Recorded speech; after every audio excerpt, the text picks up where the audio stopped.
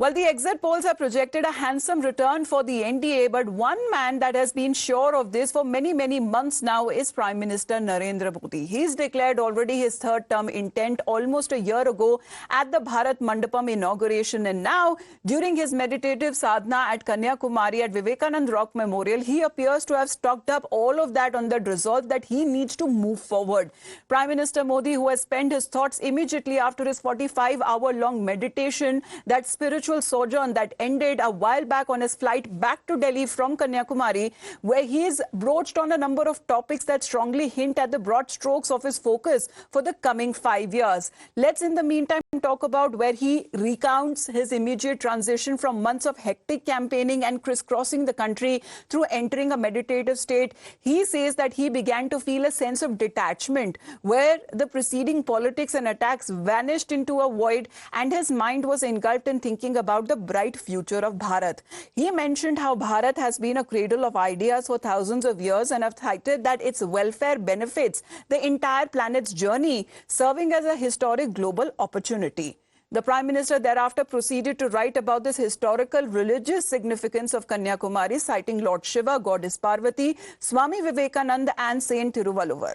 He dwelled on how India's freedom movement inspired and empowered many nations. Similarly, he said that India's response to COVID and its endeavors like Digital India and others have become examples globally, as a result of which the world is envisioning a greater role for Bharat. However, while the PM's letter is a treasure trove of his thinking and approach, the opposition is thoroughly unimpressed. In fact, they claim that it's moot because he's the outgoing Prime Minister. प्रधानमंत्री जी अपने कार्यकर्ताओं के टूटे हुए मनोबल को कभी exit poll के नतीजों से, कभी अगले 25 साल के कार्यक्रम बनाकर दर्शा रहे हैं। इससे उनका कार्यकर्ता जो जमीनी हकीकत देख रहा है कि वहाँ आंधी बह रही है भारतीय जनता पार्टी के खिलाफ, तो उसका मनोबल बना रहे, इसलिए ऐसा कर रहे हैं। और मैं समझता हूँ कि प्रधानमंत्री जी कल भूतपूर्व प्रधानमंत्री हो जाएंगे। नकली साधना और नकली चिट्ठी हमने देखा है। प्रधानमंत्री जब कहीं जाते हैं उसके बाद जो गेस्ट बुक में एंट्री होती है वो किसी और के हैंड राइटिंग में होती है। प्रधानमंत्री कैमरा के सामने लिखते हुए दिखाई देते हैं लेकिन उसमें कोई लिखा नहीं जाता है। तो जिस तरह की साधना कोई करोड़ों के जहाज में उड़ करके, लाखों का सूट पहन करके, लाखों का रुमाल लेकर के, लाखों का पेन लेकर के, लाखों का चश्मा लेकर के, लाखों के जूते पहन करके कर सकता है, उस तरह की साधना को आम आदमी नकली साधना कहता है। और जिस तरह की चिट्ठी बिना आपके कलम चलाए लिखी जाती है उस चिट्ठी को नकली चिट्ठी कहा जाता है। नहीं, सिर्फ कैमरा का ध्यान मोदी जी की तरफ था, दुनिया का ध्यान नहीं है। दुनिया का ध्यान हमारे तरफ इसलिए है कि क्या इस देश में लोकतंत्र बचेगा? क्या मोदी जी लोकतंत्र को बचने देगा? उसका ऊपर दुनिया का ध्यान है। क्या मोदी जी ठीक तरह से काउंटिंग होने देंगे? ये इस तरह दुनिया का ध्यान हमारे यहाँ चल रहा है। Now, regardless, the Prime Minister is clearly chomping at the bit to get back with a renewed mandate and also has a word or two for the opposition. Spelling out broad contours for his reform agenda, he writes that there is a need to change the traditional thinking on reform, which cannot be just unidimensional process and cannot be just limited to economic reform.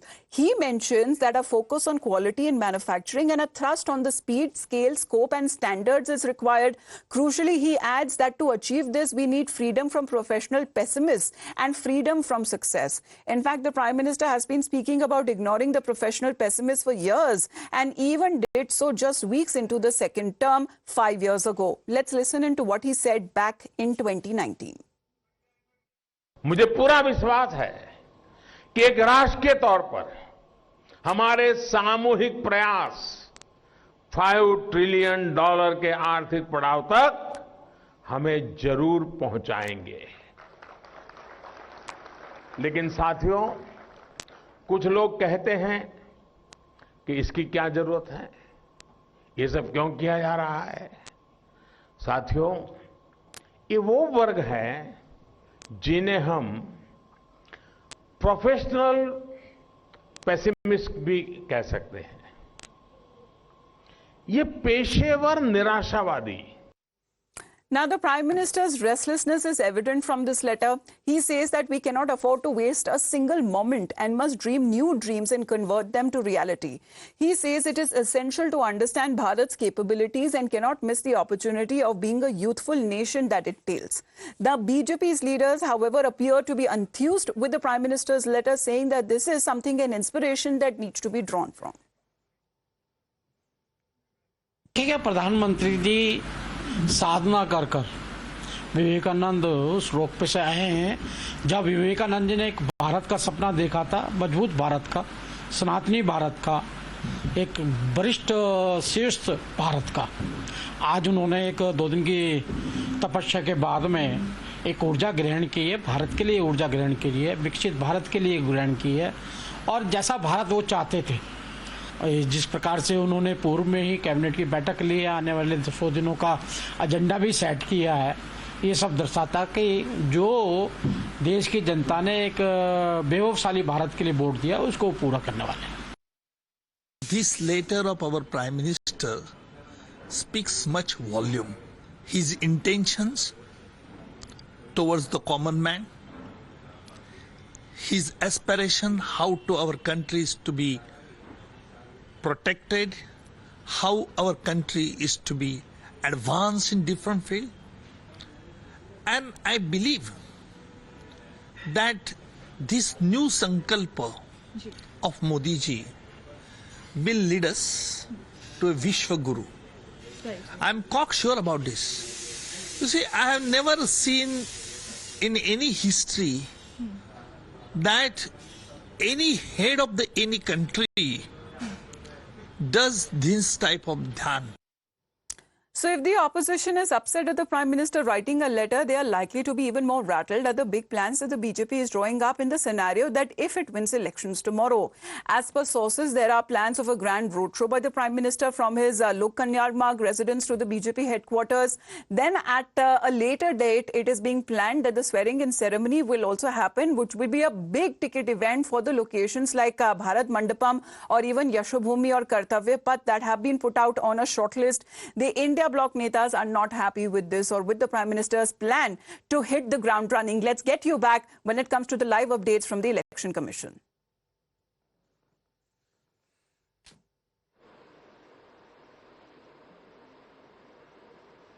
Postal ballot आपने पूछा कि उसमें क्या क्यों नहीं कर सकते उसको। मैंने आपको रूल पोजीशन पढ़ के बताई, ये भी बताया कि मेजॉरिटी ऑफ दी केसेस में वो पहले खत्म हो जाएंगे, ये भी बताया। तीसरे ये भी बताया कि मिड कोर्स हम चेंज नहीं कर सकते और चेंज करने का कोई लॉजिक होना चाहिए, शक कोई आधार नहीं हो सकता। जैसे आपने एक वर्ड यूज किया, आयोग पता नहीं क्या करता है। आयोग कुछ नहीं करता, आयोग सच्चाई को सामने लाने के अलावा कुछ नहीं करता। आपके घर जाता है, आपका वोट बनाता है, आपकी मुरब्बत करता है कि आइए वोट डालने आइए, आपकी व्यवस्था करता है पोलिंग स्टेशन पे कि डालिए, उसके बाद मशीन को बंद करके छुपा के आपके सामने में रखता है, लेकिन ऐसा नहीं करता कि कोई इधर से उधर कर दे। ये सब इलेक्शंस का व्यवस्था एक बहुत तरीके से है और उस प्रोसेस को हम मिड में चेंज नहीं कर सकते। जो सीजर्स की वृद्धि हुई, आपने इधर से पूछा किसी ने, देखिए ये 2 तरीके के सीजर्स हैं। एक इतनी मैसिव, मैंने आपको पिक्चर्स में दिखाया था कि कितनी एफएसटीज कितनी एसएसटीज लगी हुई थी। ये एक उनका जो एक्स्ट्रा विजिल है उसमें जो भी गलत हो रहा है वो पकड़ में आ जाता है कि ये वो वाली चीजें, एक वो है, दूसरी चीजें जो डायरेक्टली इलेक्शन से रिलेटेड हैं। 2 किस्म की चीजें। So what ever wrong is happening in the society in term of drugs, in terms of Boolean, in terms of liquor, that all gets attention and because of our activeness it gets caught. So निश्चित रूप से awareness की जरूरत है और उस awareness का ही असर है कि 2-pronged स्ट्रेटेजी, एक तो स्ट्रिक्टनेस और दूसरे अवेयरनेस। इसीलिए आपको इस बार इस तरीके की पिक्चर्स और इस तरीके के न्यूज़ देखने को नहीं मिली कि यहाँ ये बट रहा था, जैसे मैंने बताया। That is the second point. Friday की जो बात आपने कही और मंडे की, ये बिल्कुल सही है। जैसे मैंने कहा कि ये भी एक लर्निंग का पार्ट है कि इलेक्शंस गर्मी से थोड़ा पहले होनी चाहिए और फ्राइडे और मंडे को भी नहीं होनी चाहिए क्योंकि बहुत लंबा ब्रेक मिलता है। हमने सारे जितने पुराने 10-12 असेंबली इलेक्शंस हुए सब में ऐसा ही किया था। ये इतनी बड़ी एक्सरसाइज है, कभी त्यौहार है, कभी छुट्टी है, कभी सीबीएसई है, कभी फोर्स का मूवमेंट है, हम नहीं कर पाए। लेकिन थ्योरेटिकली बात सही है कि हमें ये करना चाहिए। टोटल वोट हमने 7th फेज की परसेंटेज नहीं दी। कब हुआ 7th फेज? फर्स्ट को हुआ, आज थर्ड है, रीपोल हो रहा है। आप भी ऐसे प्रश्न पूछते हैं जिसका जवाब देना मुश्किल है। रीपोल हो रहा है आज। पहले दिन रात को 12 बजे, 1 बजे, 3 बजे तक किसी एक पोलिंग स्टेशन पे, किसी एक काउंटिंग सेंटर पे जाके देखिए, आप लोग गए होंगे। 3 बजे, 4 बजे, 5 बजे सुबह तक लोग आते हैं। आने के बाद सबसे पहला काम होता है कि किसी तरह से वोटिंग मशीन को अंदर जमा कर दो, ऐसा ना हो ये गायब हो जाए, कुछ प्रॉब्लम हो जाए। कैंडिडेट के सामने सबसे पहले उसको स्ट्रांग रूम में जमा करते हैं। 6 बजे जो चढ़ा दिया वोटर टर्नआउट ऐप पे, उसके बाद 3 बजे, 2 बजे, 1 बजे, जितने बजे भी लौटे, उसके बाद अगले दिन सुबह उठ के बिना सोए 1 बजे वो फिर से आके वापस बैठ जाते हैं स्क्रूटनी करने। उसके बाद डाटा भरना शुरू करते हैं। उस दिन पता लगता है कि सेकंड डे है वो। थर्ड तब पता लगता है कि रीपोल तो नहीं होना। कल पता लगा रात को कि वेस्ट बंगाल में 2 रीपोल होने, आज हो रहे हैं। कहां से डाटा दे दें? 4th डे दे देंगे आपको। सारी फेज में 4th डे दिया है। खाली नैरेटिव्स को प्लीज समझने की तो कोशिश करिए। ये अफवाहें हैं। पहली फेज का जरूर वोटर टर्नआउट ऐप का डाटा, जबकि मिनट असेंबली और पार्लियामेंट वाइज अवेलेबल था। कुछ न्यूज़पेपर्स ने सेकंड डे रिपोर्ट किया है 64%। सो thank you very much. Thank you, sir. That brings us to the end of this press conference. Thank you for that comprehensive briefing, sir.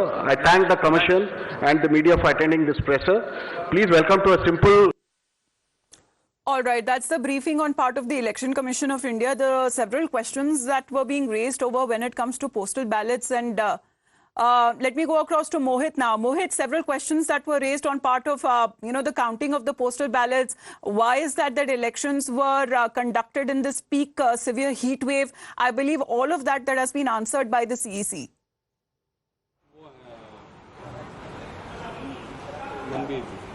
Mohit, over to you.